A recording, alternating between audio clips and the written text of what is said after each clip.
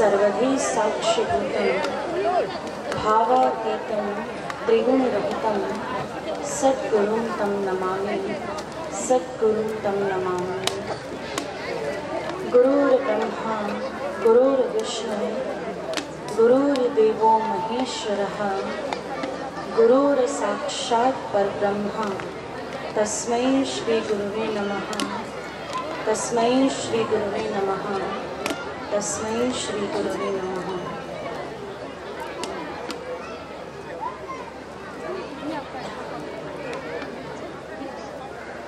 उपस्थित भक्तजनों, सर्वप्रथम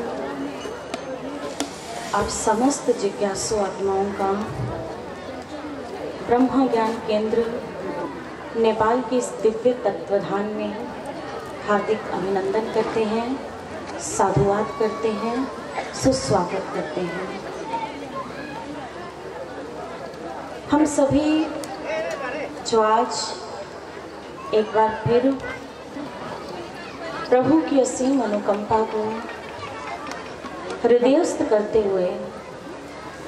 उनकी इस दिव्य सभा में उपस्थित हो पाए हैं, जिसके विषय में हमारे महापुरुषों ने सदैव एक बात कही कि जब तक एक जीव के पुण्य कर्म संस्कार जागृत नहीं हो जाते, जब तक उसके पुण्य उद्घाटित नहीं होते, तब तक ना ही तो उसे ईश्वर की चर्चा अच्छी लगती है और ना ही उसे ईश्वर की महिमा गायन करने का ऐसा सुंदर अवसर प्राप्त होता है। और अत्यंत सौभाग्यशाली हैं हम सभी कि हम सभी को परमात्मा की इस महती अनुकंपा से, उनकी दया से प्रभु की इस महान कथा रसपान करने का ये सुअवसर प्राप्त हुआ है, जिस कथा को हम पिछले 3 दिनों से श्रवण कर रहे हैं और आज जिस दिव्य सभा का चौथा दिन है। पूर्व दिवस की कथा प्रसंगों के भीतर हम सभी ने इस बात को समझने का प्रयास किया कि यदि एक जीवात्मा सच्चे मन से, सच्ची श्रद्धा से और तत्परता के साथ यदि अपने हृदय में आर्त भाव पैदा करे, यदि अपने मन में प्रभु की प्राप्ति के लिए ऐसे विश्वास को पैदा करे, उसके विश्वास को पूर्ण करने के लिए परमात्मा प्रकृति के हर नियम का खंडन करने के लिए तैयार हो जाता है। जिस प्रकार एक बीज जब धरती के गर्भ में जाता है और जब वो अंतर में यह दृढ़ निश्चय कर लेता है कि मुझे अपने अस्तित्व को कायम करने के लिए हर संघर्ष को पार करना है, हर विपत्ति को पार करना है, हर उस चुनौती को स्वीकार करना है जो चुनौती मेरे अस्तित्व में बाधा उत्पन्न करे, उसके इसी विश्वास को पूर्ण करने के लिए प्रकृति का जर्रा जर्रा उस बीज का सहयोग करने के लिए तैयार हो जाता है। गुरुदेव सर्वश्री आशुतोष महाराज जी, जिनकी असीम अनुकंपा से आज आपके इस क्षेत्र में ये महान श्रीमद् भागवत कथा का आयोजन करवाया गया। गुरुदेव अक्सर अपने प्रवचनों में हमेशा एक बात कहते हैं कि यदि if bigger is goal, higher is the zeal needed, and if the chosen goal is ocean, the river flows instantly and flawlessly. Likewise, since your goal is good, be like a river always, be like a river always. गुरुदेव क्या कहते हैं कि यदि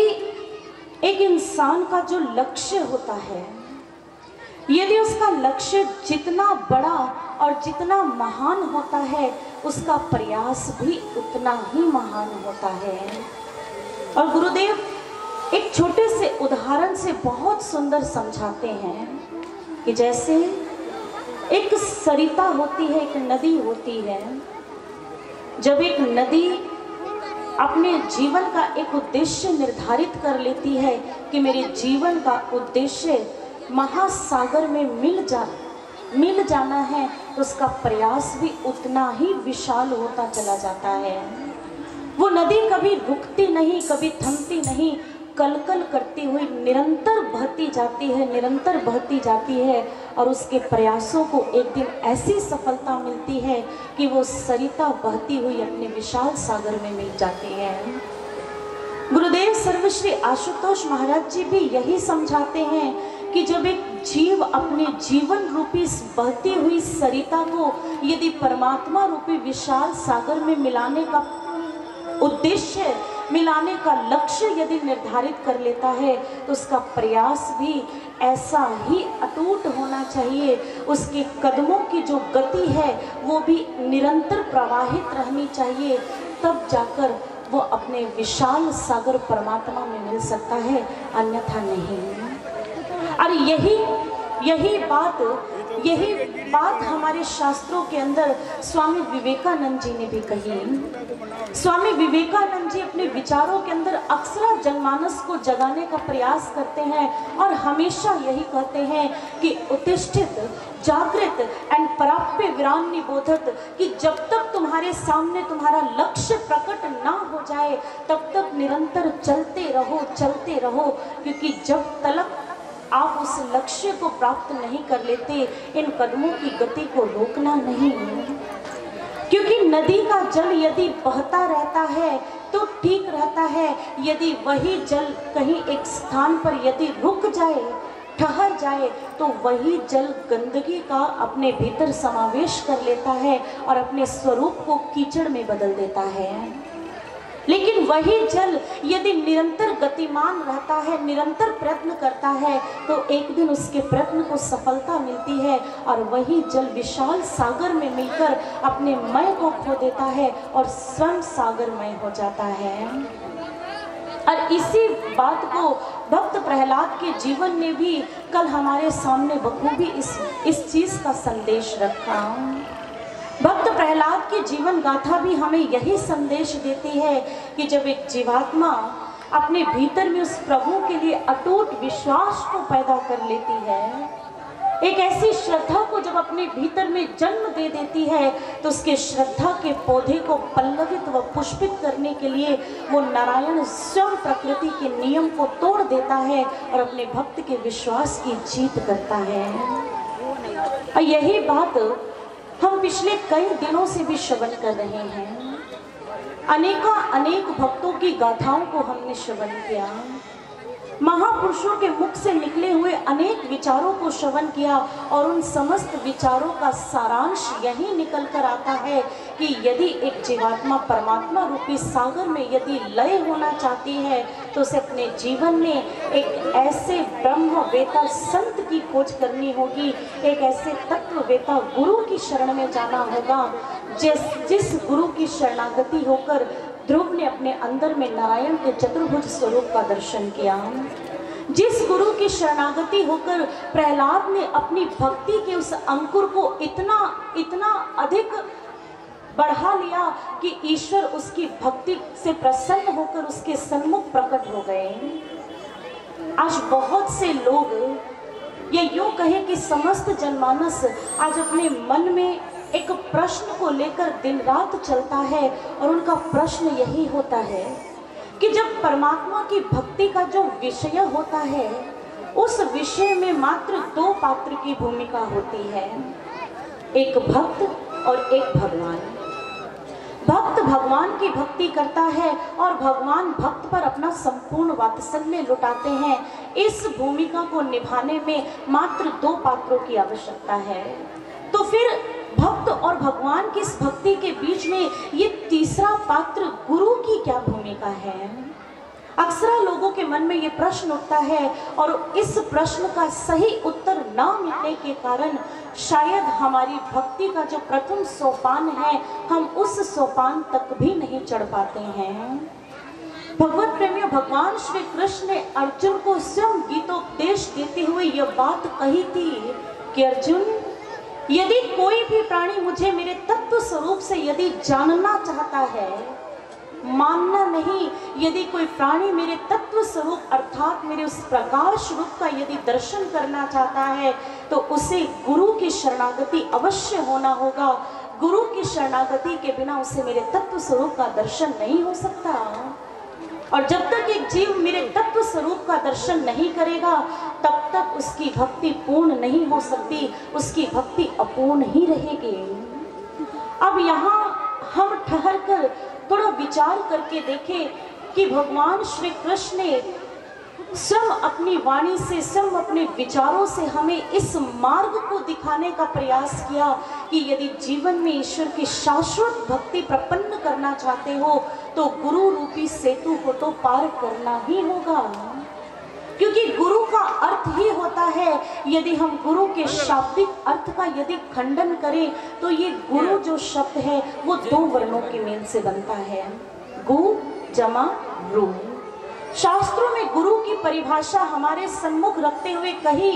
कि गु अंधेरा जानिए, रू कहिए प्रकाश, मिटे ज्ञानतम ज्ञान से, गुरु नाम है तास। कि जो हमारे जीवन में फैले हुए अज्ञानता रूपी अंधकार को अपने ज्ञान रूपी प्रकाश से जो दूर कर दे, ऐसी शक्ति का नाम गुरु होता है। ऐसी शक्ति को शत शत प्रणाम है जो मेरे जीवन के अज्ञानता के अंधकार को दूर करके परमात्मा रूपी प्रकाश को हमारे भीतर प्रकट कर दे। लेकिन आज बहुत से बुद्धिजीवियों के मन में शास्त्रों की ये बातें हजम नहीं होती। आज उन लोगों को कहना है कि हम नहीं मानते, हम इन तथ्यों को स्वीकार नहीं करते कि ईश्वर की भक्ति के लिए गुरु की शरणागति होना अत्यंत आवश्यक है। अरे हम अपने जीवन में ईश्वर की अनन्य भक्ति करते हैं और हम अपनी उसी भक्ति में प्रसन्न हैं और हमारे लिए परमात्मा की वही भक्ति पर्याप्त है। जिन लोगों के मन में ये प्रश्न पैदा होते हैं, उन लोगों को हम आप इस ब्रह्म ज्ञान केंद्र की ओर से, इस मंच से हम आप सभी को ये अवश्य बताना चाहेंगे कि मात्र हमारे शास्त्र ही नहीं, यदि आप इतिहास के पन्नों को पलट कर देखिए तो इतिहास में अनेक ऐसे भक्तों की गाथाएं भरी पड़ी हैं जिनकी जीवन गाथा हमें यह संदेश देती है, यदि परमात्मा की उस अटल भक्ति को प्राप्त करना है तो गुरु की शरणागति तो होना ही पड़ेगा। चलिए ऐसे गुरु भक्तों की जीवन गाथाओं को समझने के लिए आइए हम आपको कुछ विभिन्न प्रांतों की सैर करवाते हैं। चलिए सबसे पहले हम चलते हैं दक्षिण भारत की ओर। दक्षिण भारत के अंदर माँ भगवती के एक अनन्य उपासक हुए हैं जिनका नाम है टीवी कपाली शास्त्री जी। वो माँ भगवती के इतने बड़े उपासक हैं, इतने बड़े उपासक हैं, यदि जब भी माँ भगवती का आह्वान करते हैं तो भगवती अपना साक्षात रूप लेकर उनके सम्मुख प्रकट हो जाती है और घंटों उनके सम्मुख बैठकर उनसे बात विचार करती है। परंतु एक दिन क्या हुआ कि अपने इसी भक्ति और बातों के क्रम के अनुसार माँ भगवती साक्षात टीवी कपाली शास्त्री से कहती है कि कपाली, यदि तुम मुझे मेरे तत्व स्वरूप से जानना चाहते हो तो तुम्हें एक मार्ग को चयन करना होगा और वो मार्ग है गुरु के द्वार की चौखट। और तुम्हें आज के समय के पूर्ण गुरु महर्षि अरविंद जी की शरण जाना होगा, तभी तुम मेरे शाश्वत स्वरूप को पहचान सकते हो। महर्षि अरविंद जी की शरण ही तुम्हें मेरे तत्व स्वरूप तक पहुंचा पाएगी, अन्यथा तुम्हारी भक्ति पूर्णत्व की ओर नहीं जा सकती। तुम्हारी भक्ति जो है वो पूर्णता को प्रपन्न नहीं कर सकती। और टीवी कपाली शास्त्री जी ने माँ भगवती की आज्ञा को स्वीकार करके तलाश की उस समय के पूर्ण संत महर्षि अरविंद जी की, और जब जाकर उनका द्वार खटखटाया, उनकी चौखट पर जब दस्तक जी दी तो संत महर्षि अरविंद जी की कृपा से उन्होंने माँ भगवती के तत्व स्वरूप को अपने अंतर में, अपने हृदय के स्थान पर उस ज्योति स्वरूप का दर्शन किया। चलिए आपको लेके चलते हैं राजस्थान की गलियों में। उन राजस्थान की गलियों में जहाँ भगवान श्री कृष्ण की अनन्य भक्ति, अनन्य एक भक्ता हुई हैं जिनका नाम था मीराबाई जी। हम सभी मीराबाई जी के नाम से परिचित हैं, बखूबी परिचित हैं। हम जानते हैं कि मेवाड़ की रहने वाली और राजघराने से संबंध रखने वाली मीराबाई जी कृष्ण प्रेम की इतनी दीवानी थी कि गली गली निकलकर अपने श्याम का गुणगान गाया करती थी। और उनकी भक्ति इतनी प्रकाष्ठा को छू चुकी थी कि साक्षात कृष्ण उनके सन्मुख प्रकट होते थे। लेकिन एक दिन जब मीराबाई जी अपने गिरधर की स्वरूप के सन्मुख अपनी भक्ति रस में डूबी हुई थी, उस समय भगवान श्री कृष्ण स्वयं उनके सन्मुख प्रकट हुए और कहने लगे, मीरा, यदि तुम मेरे शाश्वत स्वरूप को देखना चाहती हो, यदि तुम मुझे तत्व स्वरूप से जानना चाहती हो, तो तुम्हें समय के संत रविदास जी के द्वार खटखटाना होगा, उनके द्वार पर जाना होगा, तभी तुम्हारी भक्ति पूर्णता की प्रकाष्ठा को छू सकती है, अन्यथा तुम्हारी भक्ति पूर्णत्व को प्राप्त नहीं कर सकती। और इतिहास साक्षी है इस बात का कि मीराबाई जी संत रविदास जी की शरणागत गई, और वही मीरा जो पहले यह गाती थी कि मेरो तो गिरधर गोपाला दूसरो ना कोई, आज संत रविदास जी की शरणागत होने के पश्चात वही मीराबाई जी के मुख से यह निकला, पायो जी मैंने राम रतन धन पायो, भक्ति अमौलिक दई मेरे सतगुरु, कृपा कर अपनायो, पायो जी मैंने राम रतन धन पायो। चलिए आपको बंगाल प्रांत के अंदर लेकर चलते हैं। बंगाल के दक्षिणेश्वर मंदिर को कौन नहीं जानता, हर कोई जानता है। और श्री रामकृष्ण परमहंस जी के नाम से कौन परिचित नहीं है।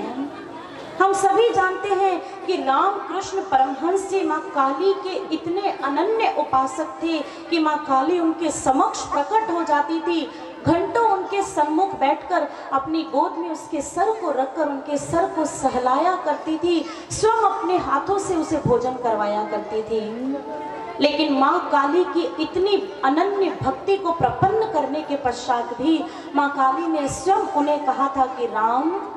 यदि मेरे तत्व स्वरूप को जानना चाहते हो तो जाओ, समय के पूर्ण संत ब्रह्मवेता गुरु की शरणागति हो जाओ और संत तोतापुरी के द्वार को खटखटाओ, वही तुझे मेरी चिर भक्ति को प्राप्त करवा सकते हैं, वही तेरी भक्ति को पूर्णत्व की ओर लेकर जा सकते हैं।